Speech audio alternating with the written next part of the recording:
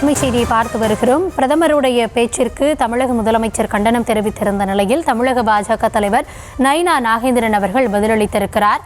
அது தொடர்பான அண்மை செய்தியை பார்த்து கொண்டிருக்கிறோம். முழுமையான விவரங்களோடு செய்தியாளர் லதா இணைந்திருக்கிறார். லதா, மாநில தலைவர் தரப்பில் என்ன சொல்லப்பட்டிருக்கு, முழுமையான விவரங்கள்? வணக்கம்.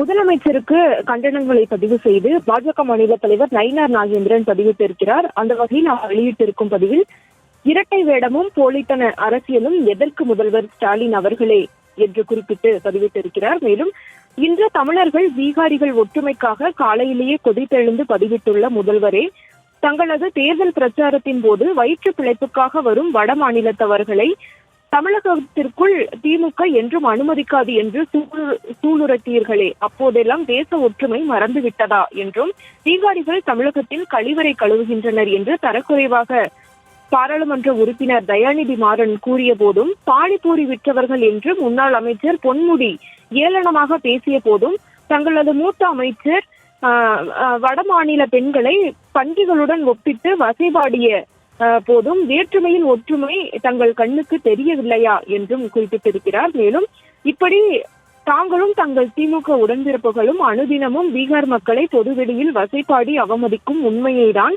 நமது பாரத பிரதமர் சுட்டிக்காட்டி இருக்கிறார். அதனை கண்டு குற்றமுள்ள நெஞ்சு குறுகுறுத்ததும் தேச ஒற்றுமை குறித்து பதிவிட்டு புனிதர் போல் நாடகம் போட முயற்சிக்கிறீர்களா என்று முதலமைச்சரை நோக்கி கேள்வி எழுப்பியிருக்கிறார். மேலும் தேச ஒற்றுமையை பேணி வரும் இச்சமூகத்தில் வடக்கு தெற்கு என்ற பிரிவினையை உண்டாக்க துடிக்கும் உங்கள் அரசியல் முயற்சி முற்றிலும் வீண் என்றும், காரணம் பொழுது போகாவிட்டால் வட மாநிலத்தவர்களை வசைப்பாடி வன்மத்தை கக்குவது, பீகாரில் தேர்தல் காலம் வந்தால் வட மாநிலத்தவர்களை பிரதர் என்று கூறி இண்டி கூட்டணியுடன் போட்டோ ஷூட் நடத்துவது போன்ற திமுகவின் பம்மாத்து நாடகங்களை ஒட்டுமொத்த இந்தியர்களும் உணர்ந்து விட்டனர் என்றும், எனவே ஆட்சி முடியும் தருவாயிலாவது தங்கள் இருமுகன் வேடத்தை களைத்துவிட்டு முதலில் தமிழக மக்களின் வேதனைகளை சேவைகளை கண் திறந்து பாருங்கள் என்றும் குறிப்பிட்டிருக்கிறார்.